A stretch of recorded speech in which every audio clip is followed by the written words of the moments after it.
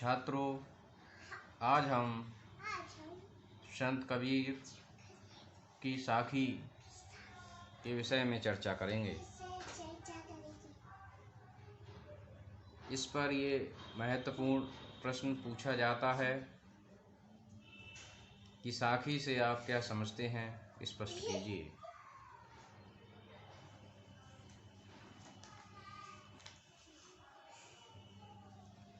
साखी शब्द साक्षी से बना हुआ है, जिसका अर्थ होता है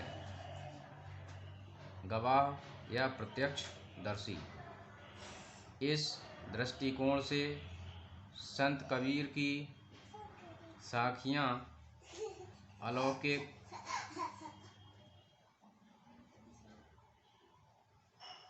एवं लौकिक जगत के प्राप्त विविध अनुभवों का प्रत्यक्षीकरण कराती हैं।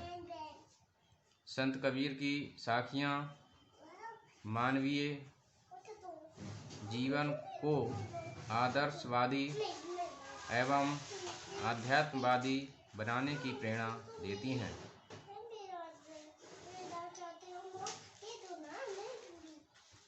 संत कबीर की इन साखियों में पुस्तकीय ज्ञान की अपेक्षा अनुभवजन्य ज्ञान पर बल दिया है। अनैतिकता के प्रति क्रांतिकारी स्वर, समाज सुधारक रूप, भक्ति भावना, ज्ञान एवं योग आदि विविध विषयों को बड़ी ही संजीदगी के साथ अभिव्यक्त किया गया है। संत कबीर पथभ्रष्ट, आडंबर युक्त, भेदभावपूर्ण, शोषण युक्त समाज को सन्मार्ग पर लाना चाहते हैं। वे सदैव सत्य के मार्ग पर चलते हैं और जनमानस को सत्य के मार्ग पर चलने का उपदेश देते हैं। वे मानव जन दुर्लभ मानते हैं और ये बताने का प्रयास करते हैं कि भक्ति और ज्ञान के माध्यम से सांसारिकता को त्याग कर आध्यात्मिकता में प्रवेश किया जा सकता है। अध्यात्म को अपनाकर ही मोक्ष की प्राप्ति कर परम ब्रह्म से साक्षात्कार किया जा सकता है। आपका यह अमूल्य ज्ञान साखियों में प्रतिपादित हुआ है।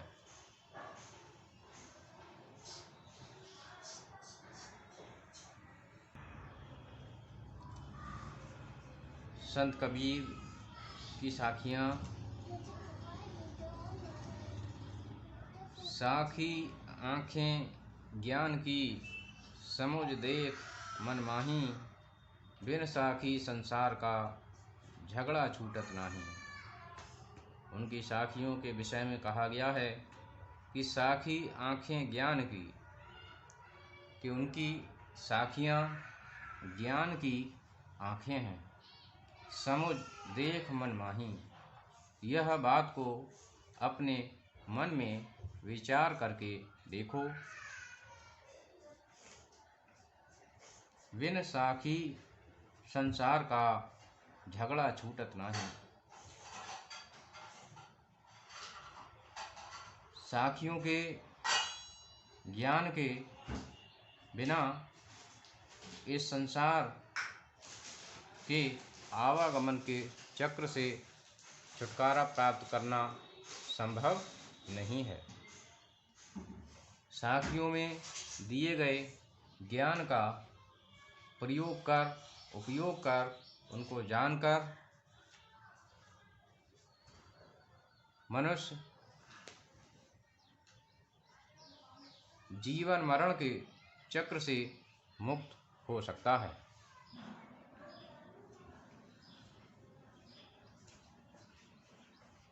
इसके लिए साखियों में दिए गए ज्ञान को उसे समझना होगा। उनकी साखी के विषय में कहा है, बलिहारी वह दूध की जामे निकरे घीव। बलिहारी वह दूध की जामे निकरे घीव, आदि साखी कबीर की चार वेद का जीव। तो इसमें दूध और घी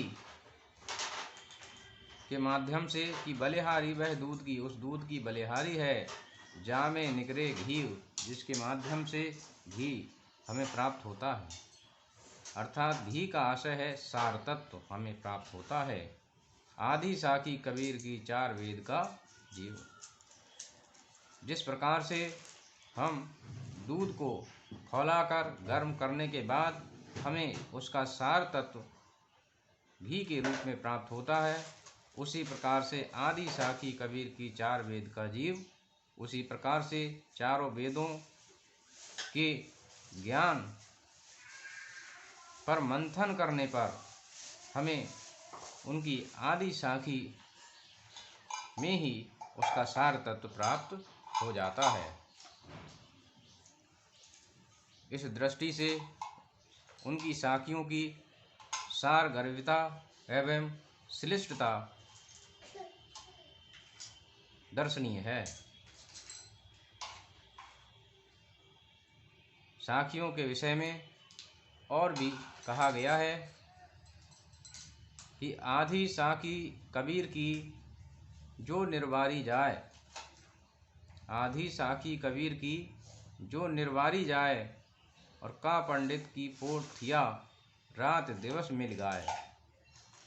कि आधी साखी कबीर की जो निर्वारी जाए, कि संत कबीर द्वारा प्रदत्त साखी उनकी साखियों को निर्वारी का मतलब है उसके तत्व को समझना, उसके अर्थ को जानना। कि आदि साखी कबीर की जो निर्वारी जाए, अर्थात उसके अर्थ को अगर समझा जाए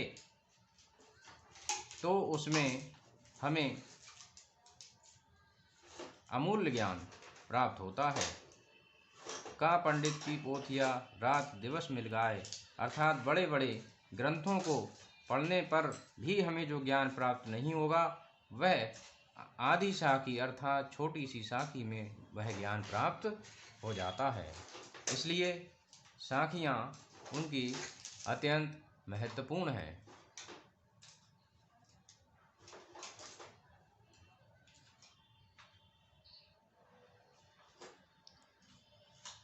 उनकी छोटी छोटी साखियों में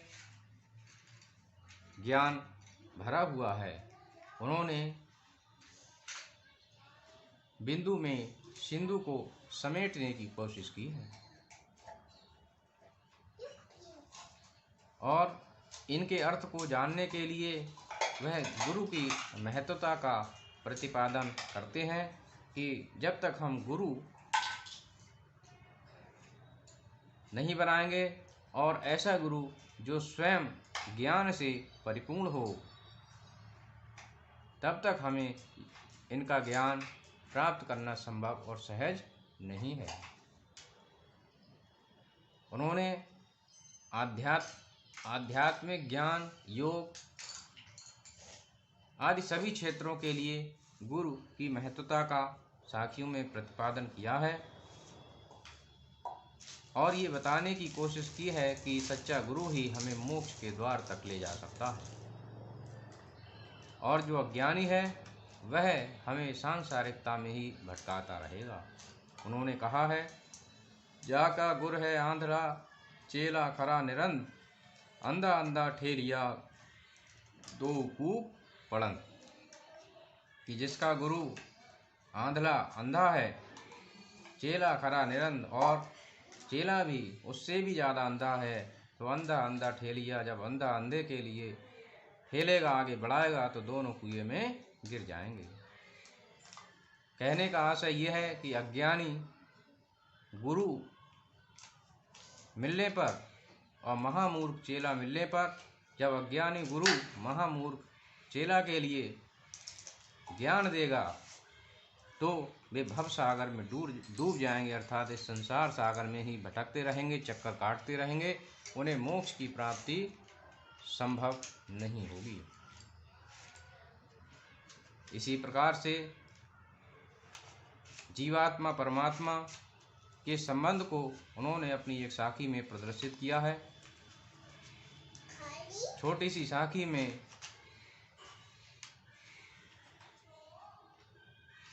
उन्होंने कहा है कि पानी ही ते हिम भया, हिम हो गया बिलाई, जो कुछ था सोई भया, अब कछु कहा न जाई। पानी ही ते हिम भया, पानी से हिम बर्फ हो गया, हिम हो गया बिलाई, और जैसे ही तापमान बढ़ा हिम फिर से पिघल कर पानी हो गया। जो कुछ था सोई भया, अर्थात जैसे पहले पानी था वही उसी रूप में बर्फ बन गया। अब कुछ कहा न जाए, अब उसके विषय में क्या कहा जाए। कहने का आशय है कि पानी ही ते हिम भया, पानी उस परमात्मा से जीवात्मा का निर्माण हुआ और जीवात्मा अपनी लीला समाप्त करके पुनः उस परमात्मा में विलीन हो गई। तो जो कुछ था सोई भया, अब कुछ कहा न जाए, अर्थात जीवात्मा परमात्मा से निःसृत हुई और पुनः उसी में जाके विलीन हो गई, अर्थात उसका अस्तित्व समाप्त हो गया। जो कुछ था सोई भया, अब कुछ कहा न जाए, अर्थात जीवात्मा परमात्मा से निकली थी और पुनः उसी में जाकर विलीन हो जाती है। तो उसके विषय में आगे अब क्या कहा जाए। उन्होंने एक साखी और भी अत्यंत महत्वपूर्ण साखी कही है कि पार ब्रह्म के तेज का कैसा है उन्मान, और कहे वे कुशोभा नहीं देखा ही परवान। कि पार ब्रह्म के तेज का, अर्थात पार ब्रह्म परमेश्वर जो अविनाशी है कि तेज का कैसा है उन्मान, वहाँ का जो प्रकाश है कैसा है उन्मान, उन्मान माने अनुमान लगाना, उसके विषय में कुछ भी अनुमान लगाना संभव नहीं है। और कहवे की शोभा नहीं देखा ही परमान, अर्थात इस संसार में कोई भी ऐसा प्रतीक नहीं है, कोई भी ऐसा उपमान नहीं है जिसके माध्यम से उसकी चर्चा की जाए। देखा ही परमान, अर्थात जिन्होंने उसको देखा है वही उसके प्रमाण हैं।